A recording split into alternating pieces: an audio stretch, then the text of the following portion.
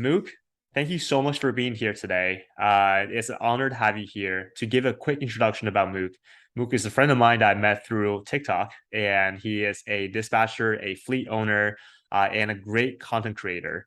So Mook, pleasure to have you today. Pleasure to have you here today. Thanks, Kevin. It's a pleasure joining you. I was looking forward to this and I'm excited to be here. How's your day going so far? It's going good so far. The truck is at the shop. I had to get some brakes done. Should be done today. So hopefully we can get a load tomorrow before the holiday weekend. So Monday, some of the warehouses could be closed. So I'm hoping maybe we get Right. something nice picking up Friday, maybe delivering Tuesday, that's paying good money. So we'll see how that goes. How's your day going? Going pretty well. This is what I've been looking forward to all day. So excited to be here.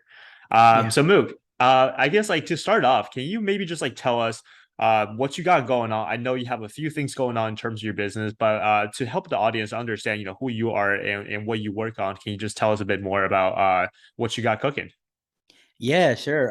My name is Muktar, but I go by Mook. On social media, I'm known as Trucking with Mook. I have a trucking company called A1 Freight. So currently have one truck, and then I do dispatch services for owner operators who have their own authority, offering them services where I book them the loads, handle the back office. And then I do consulting work. So I basically help people who are trying to get a new trucking company, help them with all their registration and their filings. Also help with people that currently have a trucking company that might have some issues with compliance. They need to get compliance set up or safety. Just some things that maybe they're preparing for the new audit, the new entrance safety audit. They need some help with that, getting all their documents and their files corrected. So that's a little bit about the things I do on the business side. On the content creation, I started a TikTok page back in January of this year. I originally just started off, I was posting personal things, and then I had an idea of just putting up a video of like the trucking side, and I kind of went viral a little bit, and I was like, maybe I should start posting more videos. And people were asking me questions, and I would just answer those questions in video format, and grew a following. So today I think it's like 23,000 followers. There's owner operators, truck drivers, people that are trying to be dispatchers. A lot of different people follow, and each week I try to post videos, current market conditions, things that are going on in the industry, or just teaching people, things that I use, tools that I use, or strategies and stuff like that. So that's a little bit of background about me. Nice. So how long have you been doing this so far? I know there's a dispatching, there's a trucking fleet, and there's a content, but I guess like overall, how long have you been in the trucking industry? Initially, I started in 2015. A friend of mine had a trucking company, so he had about 5 trucks. And he was like, "Hey, you want to work for me as a dispatcher?" And at the time, I didn't know what that was. And I was like, "What is a dispatcher?" And he told me that you will basically find us loads for our trucks. And I said, "Okay, I'll give it a try." And I remember when he first brought me to his office, he sat me down and he showed me the load board. And I see all these different states and cities. I'm seeing all these numbers and everything. And I remember he was showing me a map, and he was like, because we were in Ohio. So he was like, loads going to the East Coast, try to get an average of $3 a mile. Loads coming back to the Midwest, try to get, $1.50, $2 a mile, something like that. And he was like, here's the phone number, here's our MC number, here's our email, stuff like that. Kind of showed me quickly. And then, I was in there, and I remember like those first loads that I booked, the owner operators were mad. Hey, you booked me a load that's too heavy, or the rate wasn't good. And I remember like I was frustrated for a few weeks, like trying to understand everything, just trying to understand logistics. It was something that I was new to. And I remember eventually, I was learning more. And even the owner operators, they gave me the opportunity to educate me on things. Like they would teach me about the lanes, and the lanes they prefer, the times that they like to work. For example, some drivers prefer to drive in the morning, some were flexible. So I worked there for a while, and then he basically didn't need my service anymore. Like he downsized a little bit. Then I found another company I worked for almost a year, from 2016 to 2017, and they had grew up to like 10 trucks. And then what happened was I thought that I could, basically, with the knowledge that I gained, I thought that I could start my own company easily. I was like, I know how to dispatch. I can do this. I can, find owner operators, get them leased onto my company. So I remember I quit my job, and then I tried to sign up for my own authority and everything. And then I tried to get owner operators. And that's when I got hit in the face with reality that it's not that easy. This was back in 2017. So then I just went back to work, but I went to another industry. I went to IT because that's what I was learning in school. So I started working in IT, and then in 2018, I had saved up some money, and I found some owner operators. I found two owner operators, and I told them, hey, I'll basically let you lease on to my company. I'll get you the loads and everything. And they needed somebody that can like basically pay for their down payment on the insurance and their place, basically cover some of the upfront costs. That's how they were going to join me. And I remember I was so desperate. I was like, yeah, I'll do it. And I remember I swiped the credit cards. We got started. Within 6 months, the first owner operator, his engine blew out, and he didn't have enough money to rebuild it. So that guy was out of the picture. So he still owes me. He owed me some money. And then the last guy, within 9 months, he was gone. He was like, "I'm gonna basically become a driver. I'm not, earning enough because he had an older truck. He had a lot of money he was putting into it." So basically, within a year, from 2018 to 2019, I was running my company, and after 2019, I had to shut down again. So that's a little bit about that experience. I know you were going to ask me some more questions. So do you want me to go more in detail with that, or you want to ask me another question? Oh, I'm I really can keep going. curious. I'm really curious. I guess after that experience, what brought you back into the game? Why did you decide to come back to the freight industry?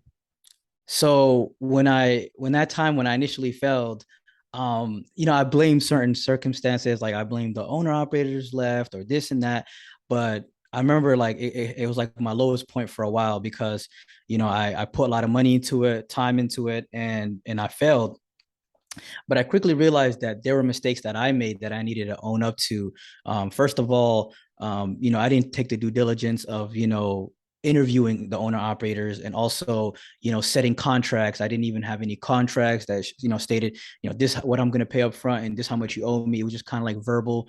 So there were a lot of things that I learned of, like even money management, cash flow, accounting. I wasn't really using, anything like QuickBooks or anything like that, kind of just going with the flow. All I was focusing on was like I have the skills of dispatching, but I didn't have the skills of owning a business, running the business Mm. side.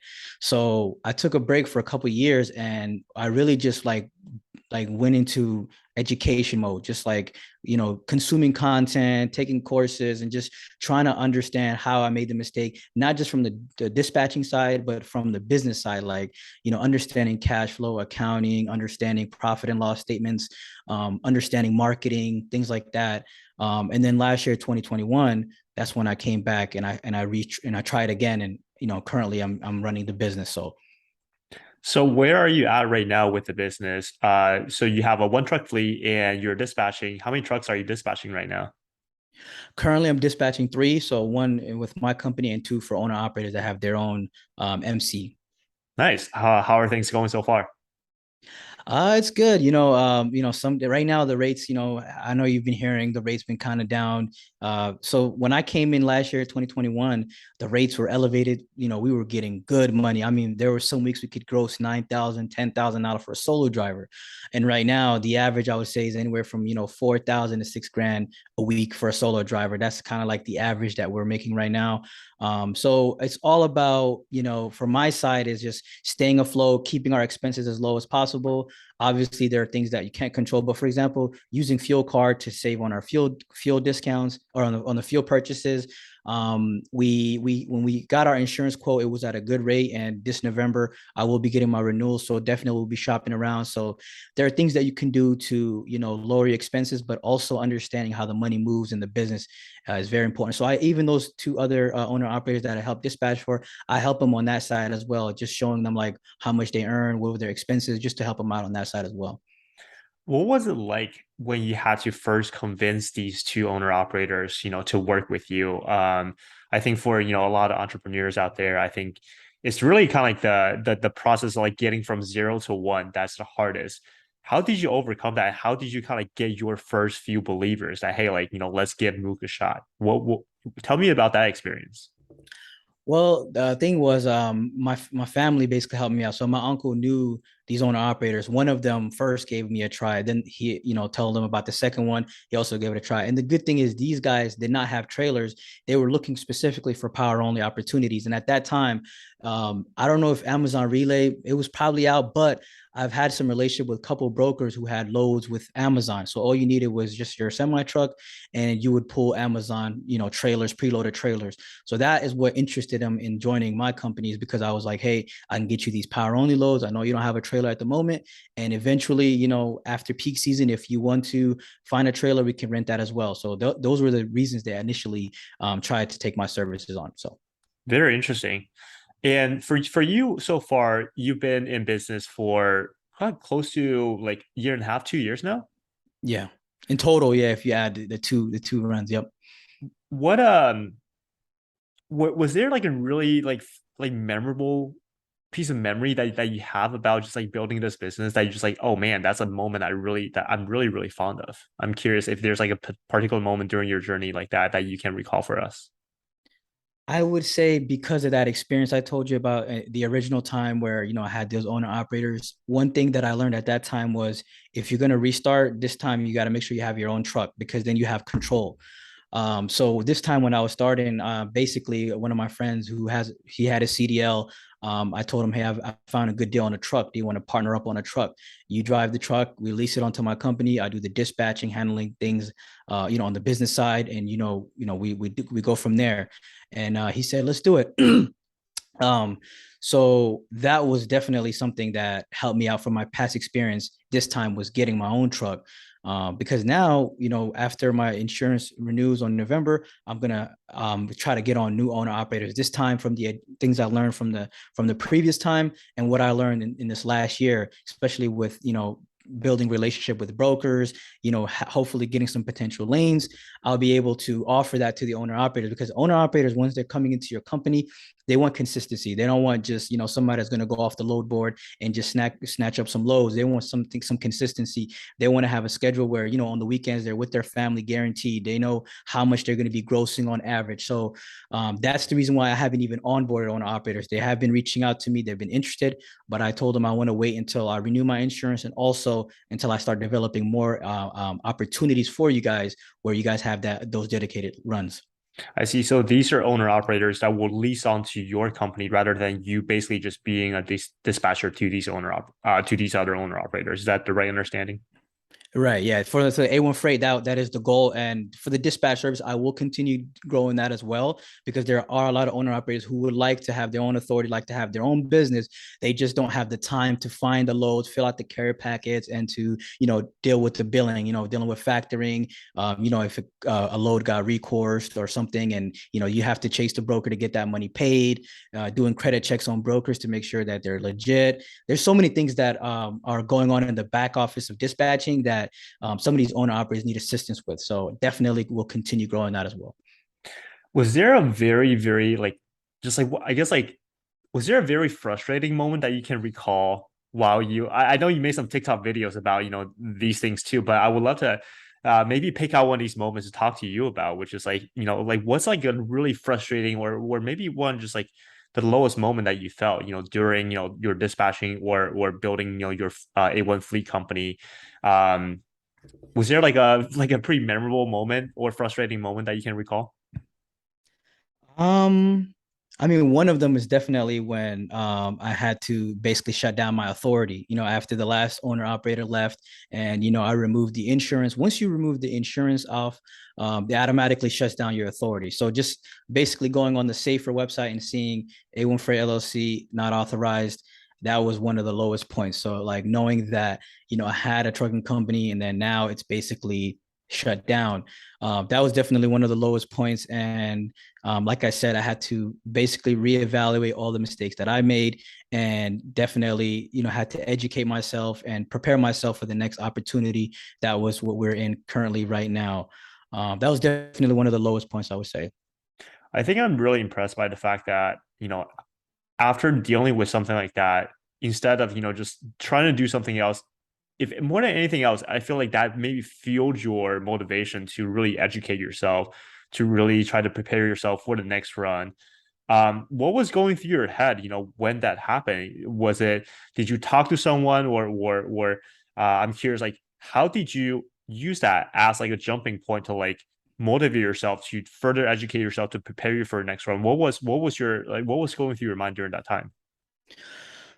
So one of the thing is like, I told you I went back to work. So I worked at different corporations, and one of the things is like, once you taste that entrepreneurship, you taste working for yourself and being your own boss. It's like one of the greatest feelings. And obviously it comes with a lot of pros and cons. I just love that feeling of the independence of, working for myself. So I remember like, going back to work and, you have a boss, you have coworkers, so many different challenges, frustrating moments, and just continuously thinking to myself that I could get back to entrepreneurship if I just be patient, save up my money, and continue educating myself. That eventually I could try again, and even if I fail, I can try again. It's like you don't fail until you quit, because things will go bad. But like if I would have quit and said I gave up on trucking, then I would say that I failed. But because I told myself like this is just a minor setback for a major comeback, I was able to continue to, like I said, educate myself, save my money up, and try again this time.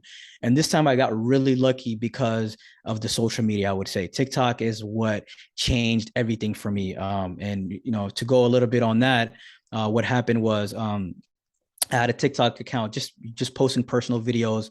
And then one day I was going to the truck. I wanted to basically it was like a winter day, it was snowing. I wanted to just get it prepared for the driver.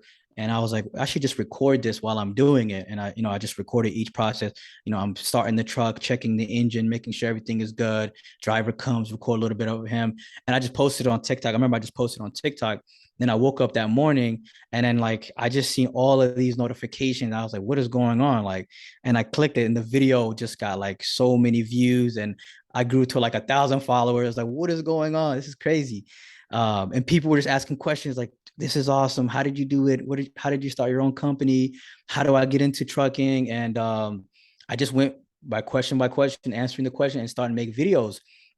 And the reason why I say TikTok changed everything is because I started sharing these videos. It brought me more business opportunities. It brought me people that wanted the consultation, people that wanted to learn from my experience, people that wanted to give me opportunity to dispatch for them. So I think the TikTok really took it to another level. And then also I got to do another thing, which is educating people. I started doing a one-on-one dispatch training, so teaching people what I learned throughout the years in dispatching. And I remember doing that. I would do that basically an hour each day. I would give the students 4 hours a week, so it would be 4 days. And I remember I had so many like people that I was doing, like sometimes it'd be 2 people or 3 people in a day. And in the morning I'm dispatching. It got so overwhelming that I was like, I need to invest into doing like a self-paced course where I pre-record everything, put it on a hosting provider like a Thinkific, and then they can access it at any time. And so 6 months, it basically took me 6 months, and I released that course in the end of July, which is up now. It's Dispatch Bootcamp, basically teaching people everything that I learned from A to Z. I share all the tools that I use, how to check the credits on the brokers, how to fill out carrier packets, dispatch a carrier agreement. There's so much resources that I put into there, and I gave it to them at an affordable rate. That way that they can use the rest of their money to start their LLC, get their EIN and business license, and start their marketing campaign to get owner operators to work with them. Where can people find this course? So they can find it at truckingwithmook.com. You can also go on my TikTok or Instagram, Trucking with Mook. You'll see the link in my bio. There's so many resources that you can find on there. There's even a free trucking company startup checklist. A lot of people was asking me, how much does it cost to start up a trucking company? And what are the things that I need to get registered? So I created that for free. It's in the bio. A link in my bio basically gives you all the lists, like the MCUSDOT, UCR, BOC3, IRP, all the things that you will need to get registered for your trucking company is listed on there. So please take a look at that as well. That's amazing. That's actually one of the things I wanted to dive into a bit more regarding your experience. That's really unique. Is I think the content-led approach for building business, especially leveraging social media these days, is very, very interesting because um, while you're providing a service, but you're also building a brand for yourself and putting kind of your face in front of customers first to establish that relationship on social media. And then when you need to offer a service or if they have a need, I think they kind of you become the natural first one of the first people that they think about. I think it's such an interesting strategy to build business. Obviously, it's this one that I'm personally exploring as well and learning a lot from you, but would love to hear a bit more about how has the decision of investing in social media really changed the way you think about building your business. Yeah, and as well as any advice that you have for other entrepreneurs that are just starting out, and how should they think about brand building at like the earliest days. So that's a good question. When I got started with when I restarted A1 Freight back last year, my goal was not to use social media. I never really thought about posting my videos or putting myself out there. It kind of just happened in an accident. Remember, I mentioned that that video that one day I just thought of randomly that I posted, kind of going viral, was my first taste at seeing that. And I was like, okay, people are actually interested in this. I didn't even think people would be interested in learning about trucking or even hear about my story. So when I saw the reaction, I was like, let me post another video and let me post another video, and it was just kind of like as I started doing that, I got people like reaching out for help, like, hey, I need help with this, need help with that. Started helping those out and started doing the one-on-one consultation, people that wanted to get into the business, people that are already in the business that just needed help navigating certain things that they were dealing with that I've experienced in the past. That's when I noticed that social media is very powerful and it's something that I need to continue investing in every week. So I basically, if you go back in my videos, you'll see in the beginning, I really didn't know much about editing or lighting or anything like that. It would just kind of take my phone and just record it, and eventually invested in like a microphone, invested in a tripod, different things just to make the videos a little bit better. Started learning how to edit the videos, add caption on it, because some people they say, I don't know if they say like 90% of the videos that are watched online are watched on silent, like people are at work, or they could be on a train or bus or something, and they might not have the audio, they're just reading the text. So that is why I definitely added the caption as well. And then from there, I actually started telling people about your story. When I'm talking to people on like the dispatch training, and they ask me like, how can I find owner operators? I tell them about the story where when you first got started, you started going to truck stops, and you were telling people like, hey, I'm a dispatcher. Can I dispatch for you? And people were saying no. But at the end of the day, when you got home, you looked at those videos, you got comments, you got a lot of leads of people saying, hey, I'll give you a shot. Give me a call. So I tell them like social media is a very, very powerful. You should, start posting about what you're learning. Just be transparent. Like, hey, I'm a new dispatcher. This is the loads that I'm seeing today. Kind of like what you do, like haul or not, or just showing them a screenshot of what you're seeing. That shows people that you're in the business and you're invested, and then they'll give you an opportunity. For sure. Thank you so much for sharing my story, with your students and audience too. It's definitely I definitely have to say social media has benefited me tremendously during my journey.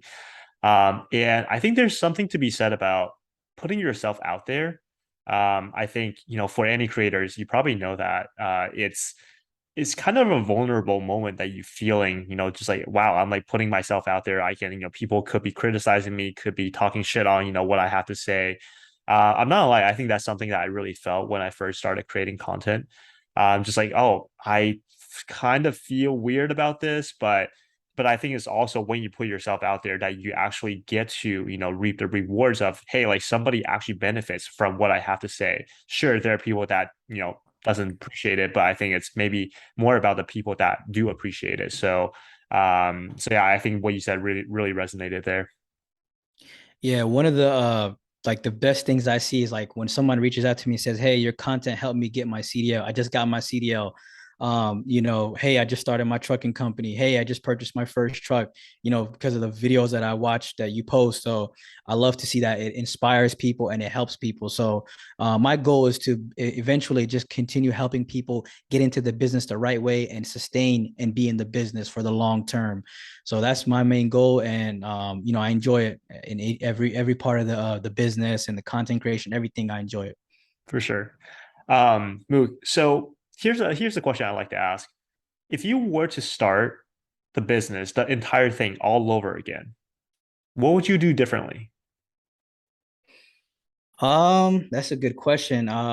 If I were to start from scratch, I would probably I would do similar things like what I did the second time, which is making sure that I purchase a truck.